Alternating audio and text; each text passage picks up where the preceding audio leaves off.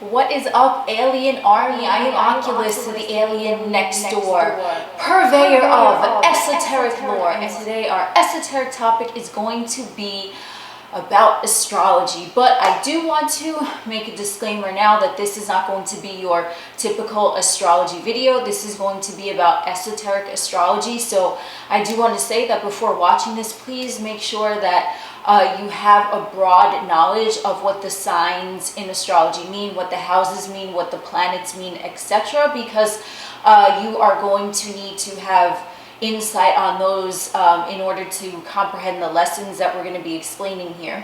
And secondly, I do want to say that you also want to know your exact time and place of birth, okay? Because this is how esoteric astrology is calculated.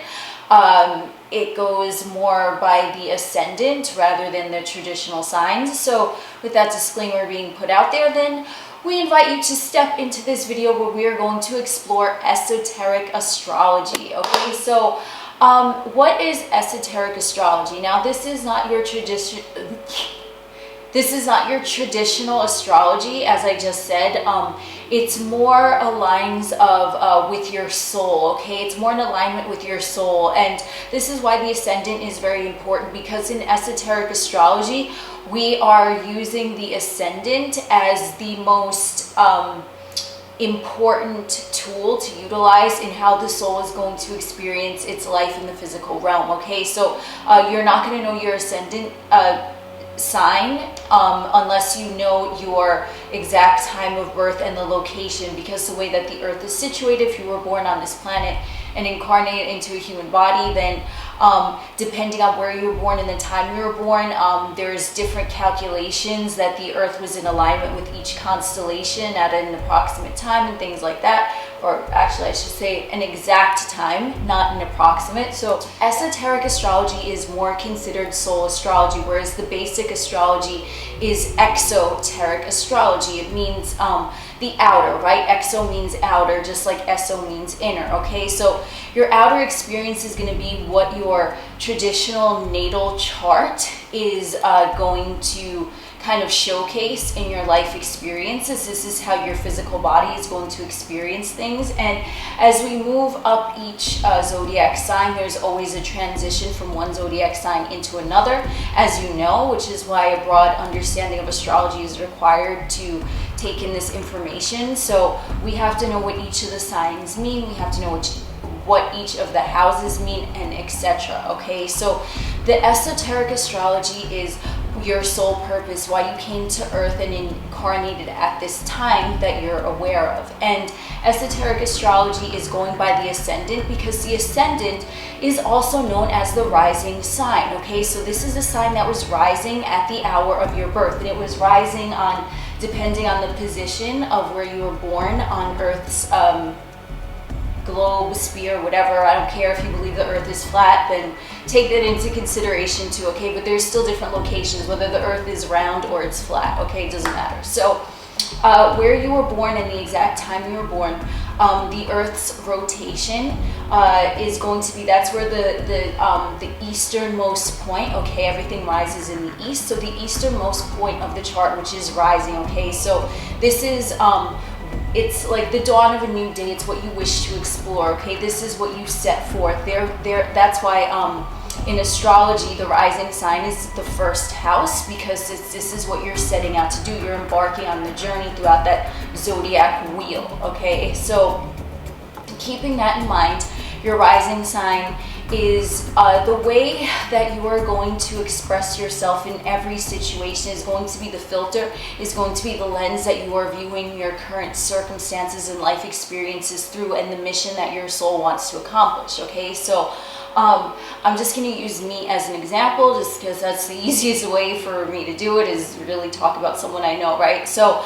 I have Sagittarius rising. So Sagittarius rising essentially means that someone is going to set out to be an explorer. They want to explore everything. They want to gain knowledge. They want to expand their knowledge with others, because you want to take your personal experience. If you have Sagittarius rising, the example I'm using, you want to take your personal experience experience and you want to broaden it elsewhere, okay? That's your soul's journey. That's what your soul set out to do. You want to transmute your personal experiences into moving forward and benefiting society as a whole, okay? As Sagittarius progresses into Capricorn, okay? So now we can use someone also with the example of having ascendant in Taurus, okay? Someone has Taurus on the ascendant. What they are going to do, their soul's purpose, they wanted to make their way in the physical realm, okay? They wanted to plant their seeds. They wanted to see things ripen, okay? Because Taurus is fixed energy, and it's also it understands that in order to be conducive and constructive in the material realm, that you must be very grounded and stable in your organization of how you set out to do that. So someone with Taurus rising might set out to want to build bridges, okay? And I mean that, you know, it can be literally, but I mean it metaphorically. They are someone who wants to set out to build bridges. They want to form connections. They want to establish their boundaries, and they want to push past their limitations as they're still trying to evolve more into stabilizing their energy, okay? So this can be for, you know, and as I said, if you know the signs of the zodiac and their characteristics, then you're going to realize what each ascendant sign, what your ascendant sign means that your soul set out to do, and you're going to find similarities there with your astrological chart in terms of me as an example, since I have Sagittarius rising. Every other house, every other planet that's in my chart, okay, is going to be seen and filtered through the lens of Sagittarius, okay? Because wherever I go as a Sagittarius rising or Sagittarius rising in general, I'm going to see opportunities for expansion, okay? And I'm going to want to expand past what is considered normal, because Sagittarius is a sign of the traveler.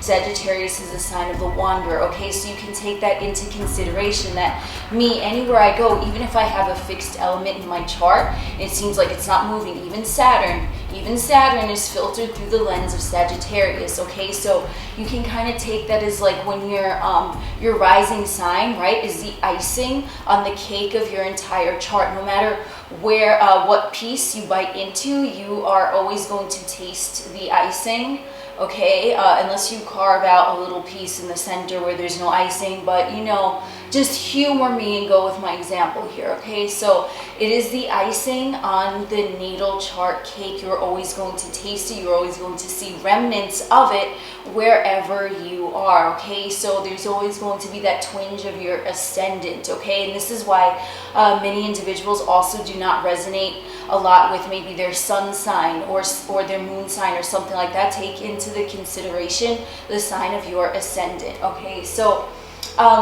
also in esoteric astrology, now that I had that covered, I can talk all day about astrology, but that's, you know, I think you guys kind of already realize that. But anyway, so first off, as I wanted to say, the ascendant is the most important sign. Next, we're going to go into what the moon sign means, and the moon sign typically means, okay, so in exoteric astrology, right, the outer astrology, moon is the emotions. In esoteric astrology, right, because when someone has surpassed that level where they're operating on the level of their soul, this is why esoteric astrology is for someone who's already kind of had a breakthrough, who's already had an awakening, who's already had a spiritual enlightenment of some sort, and they're operating from their soul. They're not operating from ego. In esoteric astrology, the moon is, it's a dead body, basically, okay? It's a dead body in the sense of that the sun and the moon in any type of astrology, they are not planets, they are luminaries. So they are illuminating, they are lighting things up, okay? And the moon does not light up anything on its own, okay? It is the reflection of light from elsewhere. That's why in esoteric astrology, the moon is considered to be dead, because it doesn't have light of its own. It's just kind of there. It's just there. It's like Okay, so in esoteric astrology, the moon sign is very important just for the simple fact that these are the emotions that you have to move past. You have to realize that these type of emotions are outdated, and if you, or anyone, if one lets their emotions control them, then they're not going to have a very pleasurable experience, okay? Coming from, you know, the fifth dimension and beyond, and then going into the third dimension, they're going to let every little emotion rule them.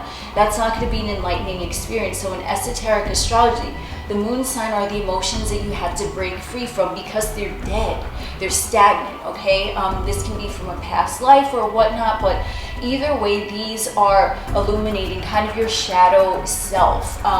They're illuminating because the moon is, in any type of astrology, the hidden personality. So what you have hidden inside you, those darkest depths, are meant to be resurrected, okay? So we're supposed to look at, well, I don't want to say supposed to, we are encouraged to look at our moon sign as something that really no longer serves us, okay? Because it's just reflecting things from elsewhere. So that's why the moon also in tarot, the moon card alludes to distortion, okay? Because you're not perceiving things accurately. It's lit up because the moon is a luminary, but it's not showcasing the entire view, okay? It's kind of showing you what you're looking for, what you want to see, okay? So we have ascendant and we have the moon, okay? Those are very, very important in esoteric astrology.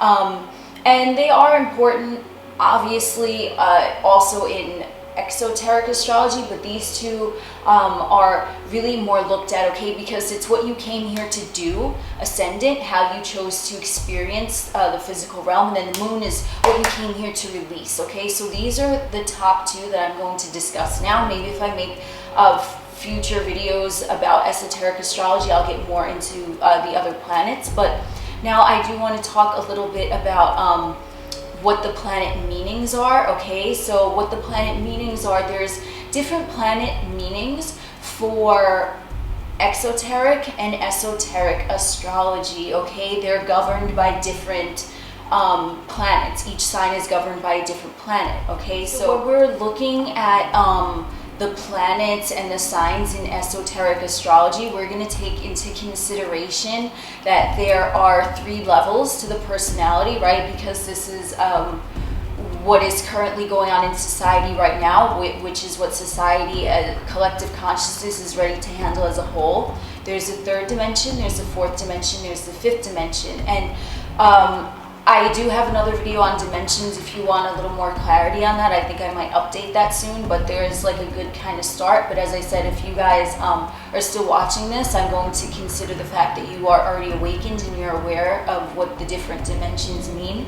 And so in esoteric astrology, the traditional ruler of each, the traditional ruler planet of each sign is going to be different, okay, than the esoteric astrology. And this is because the traditional astrology ruler, governor, is governing over the third dimension domain, okay? And the esoteric astrology planet is going to govern over the 4th dimensional domain, what you're transitioning, okay? Because the 4th dimension is like in betwixt, okay? It's like in betwixt. It's not really here, it's not really there. It's kind of like the gateway. And the 5th dimension is going to be ruled, each sign is going to be ruled and governed by the planet or luminary associated with being the hierarchy of that overall sign, okay? So in esoteric astrology, the first lesson definitely is that and this can go for any planet in your chart, any planet in your chart that you think is traditionally ruled by whatever planet or luminary, that is all going to change in esoteric astrology, okay? So I'm telling you right now, buckle up. It's about to get real in here. So in exoteric astrology, outer astrology, Aries is ruled by Mars.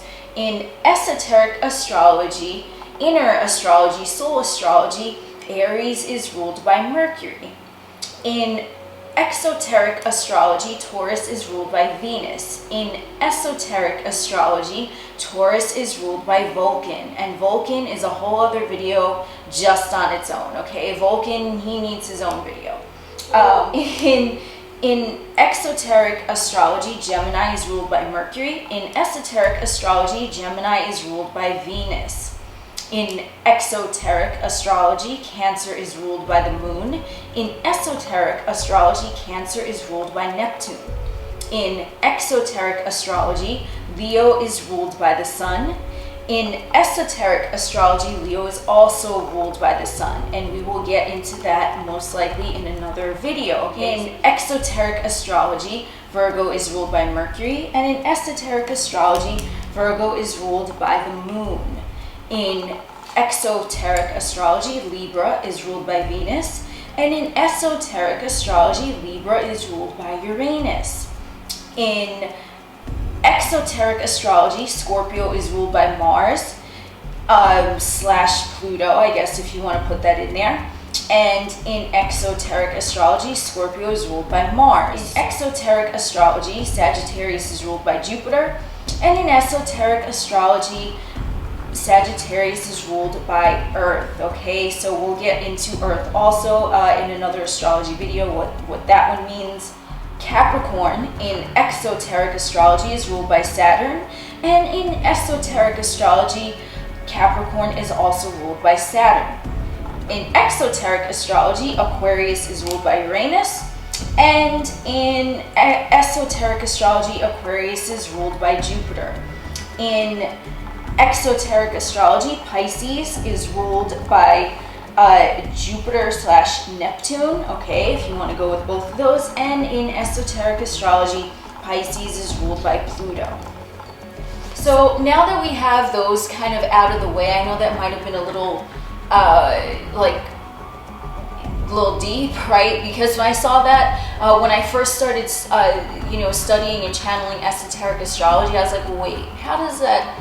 And I'm like, oh, okay, that kind of makes sense now that you look at it. All right, so those are going to be the esoteric rulers of each of the signs, okay? And in esoteric astrology, the soul, they're kind of embodying the traits of those signs as they transition from the third dimension, which is the exoteric, into the fourth dimension and beyond, which is the esoteric, okay? They're transitioning, and that's why these planets are going to be very important to someone who's awakening on their spiritual journey, just for the simple fact that if you look at, I'm going to use Aries as this example. If you look at Aries, which is ruled by Mars, okay? Mars, third dimensional, if someone's operating solely or mostly from the third dimensional, and they have Aries wherever it is in their chart, it doesn't have to be the sun, it doesn't have to be the ascendant, it can be, but it can be anywhere. Anywhere Aries is going to be positioned in the chart is going to have a Mars effect, okay? So they're going to be that Aries in full effect, they're going to be that Mars, they're going to be that definite warrior, that gung-ho, that Tarzan, like sweeping in and just